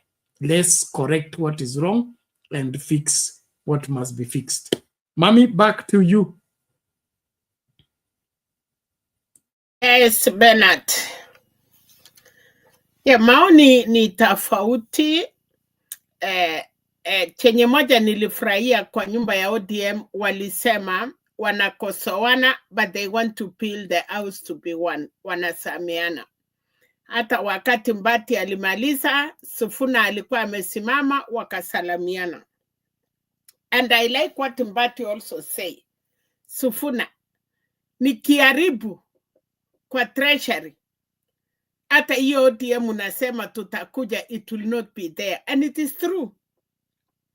So, wacha tutengeneze nchi yetu na tusione negative kwa kila kitu. Ni watu wanaelewana, wako kwa nyumba moja. Swali tu ni moja. Kalonzo pale nje wanataka kulazimisha ODM waseme wako ndani, ndio isemekane wametoka opposition. Sifuna na yeye anasimama na chama, anasema sisi ODM, mimi kama Secretary General, we are not. Kwa sababu unasikia lazima watetee chama. Wale wameingia ndani ni wanachama. But Sifuna anasema mimi kama Secretary General sija sign. Lakini tumesign 10 point.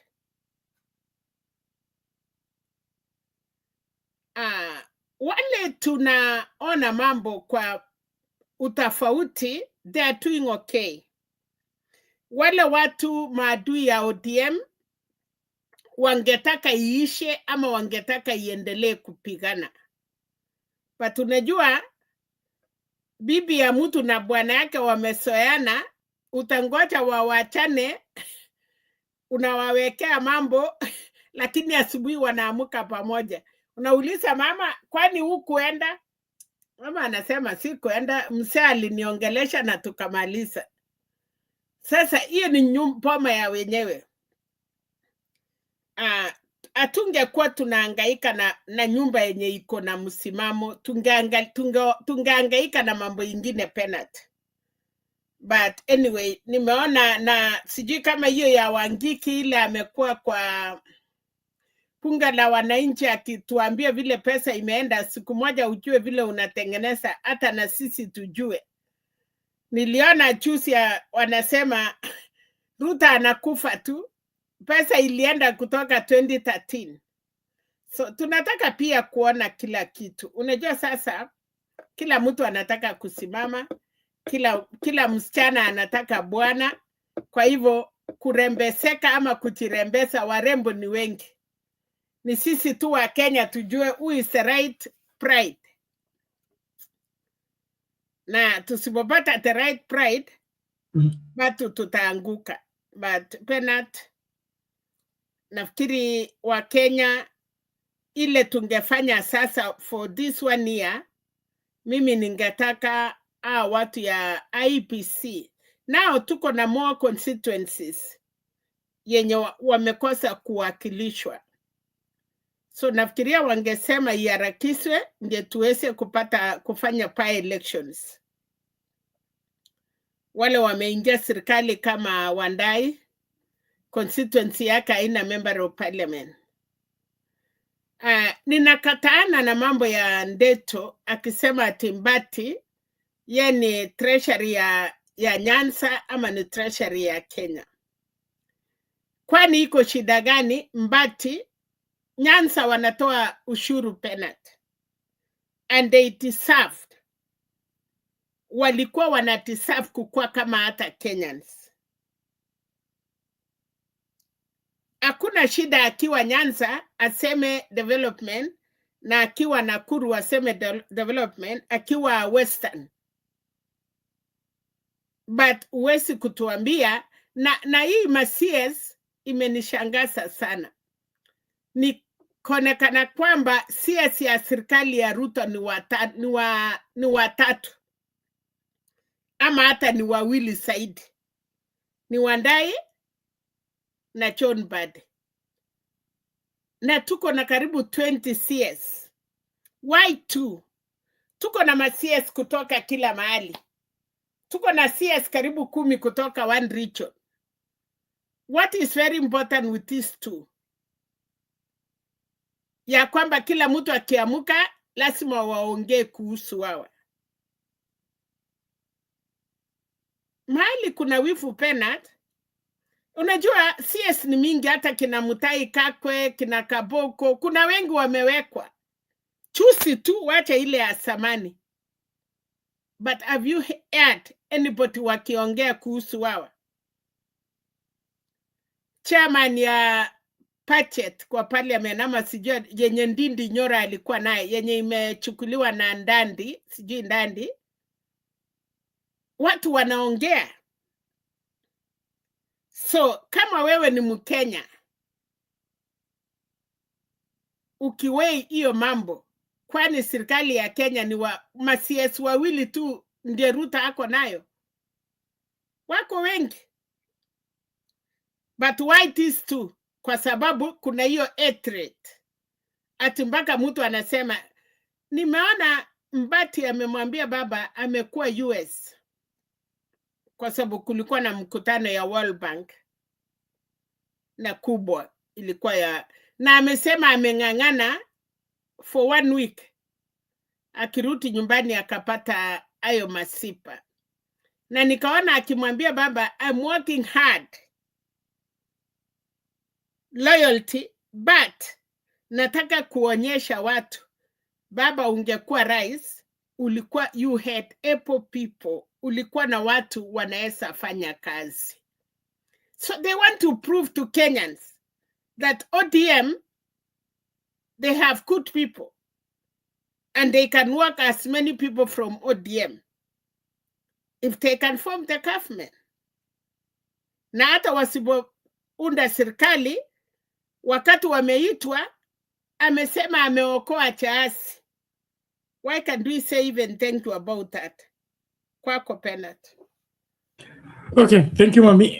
Quickly, I want us to switch gears as we wrap up the show. Ladies and gentlemen, thank you. Likes, tafadhali. Likes za TikTok zizioni ziko kiasi, lakini tupandishe hiyo gear. There is this Gachagua case. Nilikuwa nataka kabla tufunge tuangalie hiyo, alafu tuanze kufungasha. But the conversation will continue in the next show.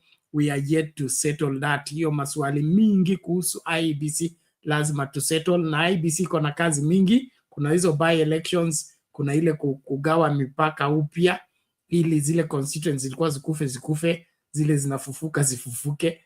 Hiyo mambo, hiyo kazi mingi, na sioni kama inakamilika within 1 year since pia kesi ya kushinikiza kwamba katiba ifuatwe kwa masuala ya uchaguzi is now, I think, is being taken to court. And so inaonekana we may have the election in 2026. And if that is the case, tumechelewa. So IEBC inapaswa kuanza kufanya kazi mara moja na ifanye kazi kulingana na priority, sio kukaa na kukunywa chai. Hii kesi ya Gachagua tusikilize kiasi tu, alafu tuseme 1-2, alafu tufungashe. Ruling, the Court of Appeal has declared that the Deputy Chief Justice Philomena Mwilu lacked the constitutional authority to appoint a bench to hear petitions challenging the impeachment of former Deputy President Rigathi Gachagua. The decision underscores the exclusive role of the Chief Justice in such judicial appointments as stipulated in the Constitution. The ruling not only impacts the ongoing legal proceedings, but also raises critical questions about judicial authority and constitutional interpretation. So joining us tonight to provide expert insight on the impact of this ruling is constitutional lawyer Kibe Mungai. Kibe, many thanks for speaking to NTV tonight. Let's perhaps begin at the very beginning. What caused the Court of Appeal to issue this ruling in the first place? What caused the Court of Appeal to issue this ruling is that immediately after the Senate impeached Deputy President Honorable Rigathi Gachagua, there was a number of cases were filed. And in those cases that were filed, and the following day, first of all, the Parliament, within 4 hours, they received the nomination of Honorable Kindiki, and they approved the nomination. Right. Then, but before now the swearing in could be carried out, a number of cases were filed. One of those cases in Kerugoya, they issued, and another case elsewhere, they issued in Nairobi, they issued orders to one of them to stop the decision of the Senate, and number 2, to stop the swearing in of Honorable Kindiki. Now, as a result of that, when the matters came up for hearing, the Chief Justice was not in the country. So the Deputy Chief Justice, Honorable Mwilu, appointed 3 judges. Those 3 judges were to hear those petitions.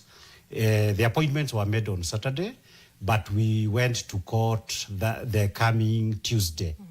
One of the issues when we went to court was to raise the authority of the Deputy Chief Justice to appoint judges, because the Constitution, Article 165(4) of the Constitution says that where a petition raises substantial questions of law, and a judge of the High Court has certified that, then the Chief Justice shall appoint a bench of either 3 or more judges to decide the case. Now, the Article 165(4) of the Constitution does not share that power with the Deputy Chief Justice. It is an exclusive function of the Chief Justice, or a person acting as Chief Justice, for purposes of being able to exercise that power.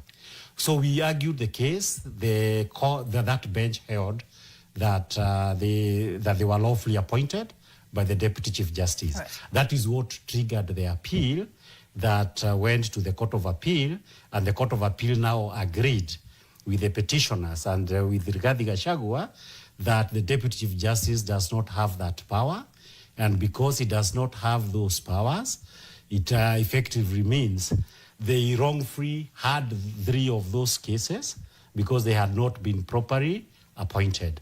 Of course, that is where there is a huge significance of what that means.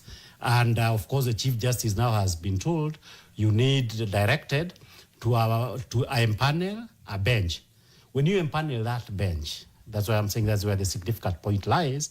The first issue of that bench would obviously be to hear afresh the cases that were heard by those 3 judges without authority. Okay, and that was my next question, because the Court of Appeal's directive is that the case should go back to the Chief Justice, who should panel appoint a new bench within 14 days. So how will this affect the timeline and the outcome of the petitions challenging Gachagua's impeachment? No, now there is no hurry. You know, hurry was only when Parliament and the President were dealing with these issues. The court processes are supposed to be procedural, to ensure that in every step of the way, what is required by the Constitution, other rules or in the statute, and the rules of natural justice are observed. They were not observed with regard to the decision that was caused by the Deputy Chief Justice.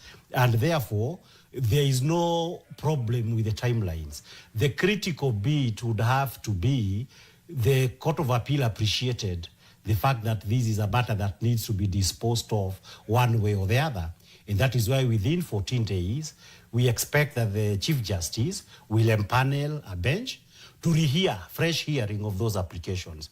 The significant point here before we lose it is that because there were orders in Kerugoya barring the swearing in of Deputy President Kindiki, it effectively means that you go back to the position as it was before the declaration was made. That is that there are orders barring Honorable Kindiki from being sworn into office. That is the basis upon which those applications will be heard for our decisions to be made one way or the other. This brings to fore, is it therefore possible that the Deputy Chief Justice is in office lawfully? The answer from where we came from, because the courts have said severally, if you do something that you had no legal capacity to do, that thing is null and void. It is as if it never happened. And therefore, it is the position that as we speak today, and as a result of these decisions, the Deputy President may be in office de facto, that it is a reality, he is discharging certain functions.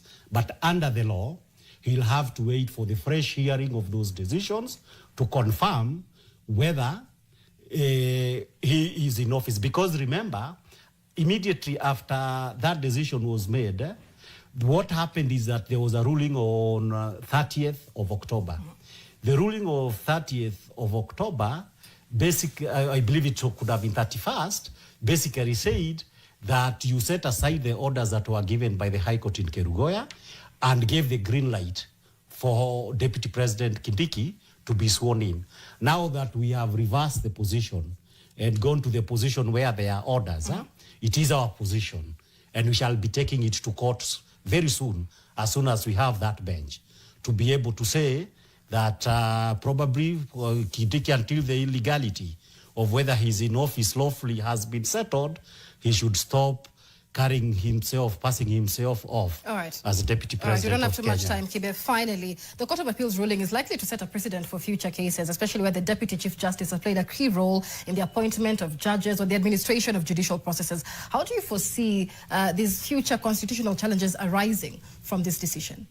There are none. This is a matter that has previously been decided by the court, and the main issue is that the court said the powers of the Chief Justice to empanel judges on substantial questions of law is not an administrative power. It is a substantive power where he does as the Chief Judge. Remember, there is only one Chief Judge, and that Chief Judge has express authority to be able to make those appointments. So there is no cause for alarm, because as long as we have a Chief Justice, then there's nothing to worry about. All right, many thanks. That is a constitutional lawyer, Kibe Mungai, giving us context into that. Mambo kama hayo, Kindiki anaweza kuwa ako kwa ofisi kinyume na sheria. Mama, unaonaje haya? Ni Gachagua ama nini? Bernard, hata kama Gachagua ni mpango ya kujaribu kumurudisha ndiye asimame 2027. He cannot come back to be the deputy president.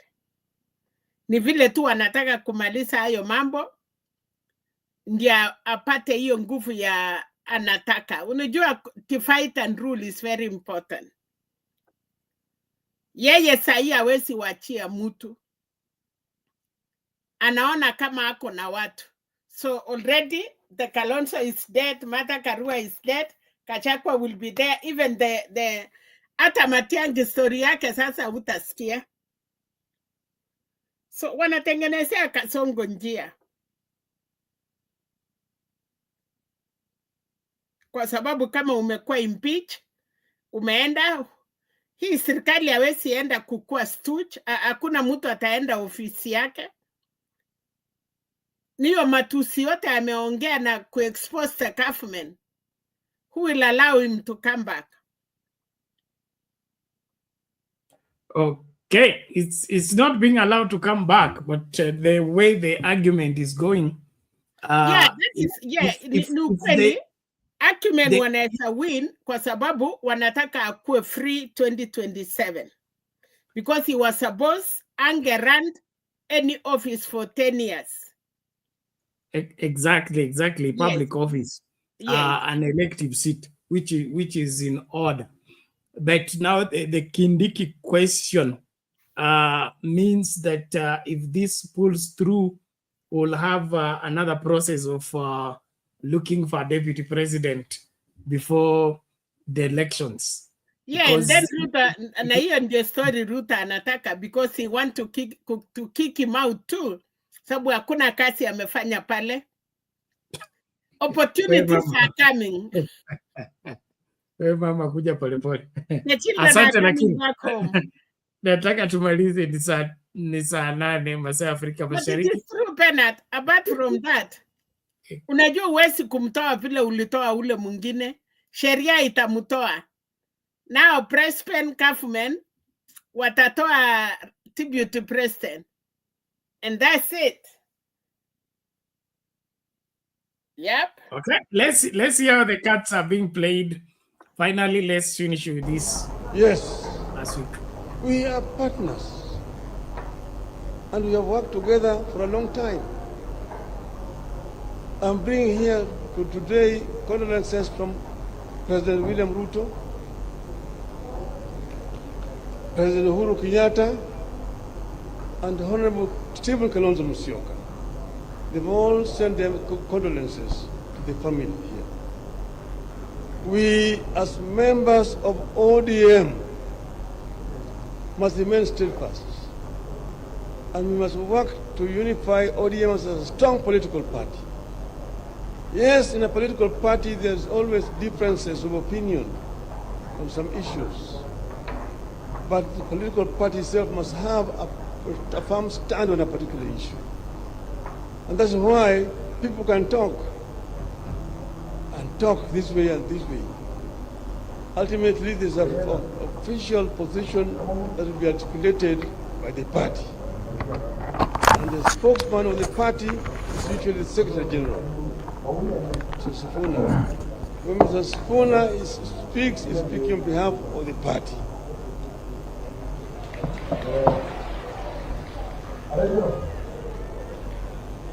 But then, Mr. Sifuna, saa ingine hapana kuwa chungu sana.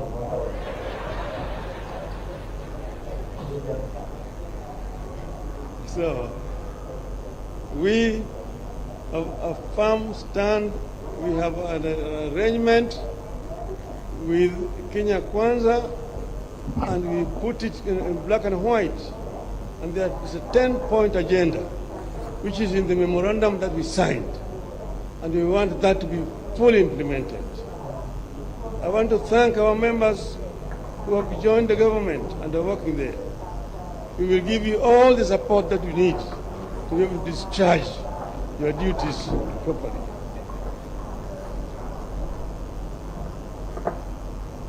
Now, Jethurwa, Jemumbo, Untie.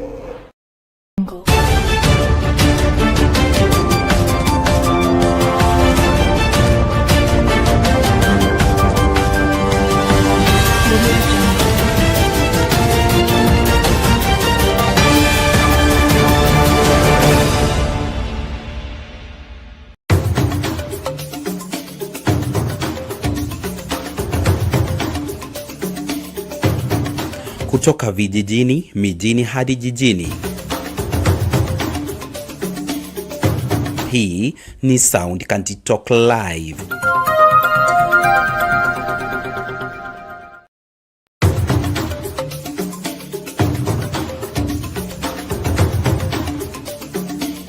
Tunazunguka kote kote mchana kutwa kukuletea taarifa na matokeo ya habari kutoka pembe zote za ulimwengu. Jioni tunaweka mduara wa kujadili taarifa zizo hizo kwa mapana na marefu. Ungana nasi kila siku ya wiki kwenye matukio ya siku saa 2 jioni kwenye Sound Candid Talk. Matukio ya siku, makao makuu ya habari kuu ya siku.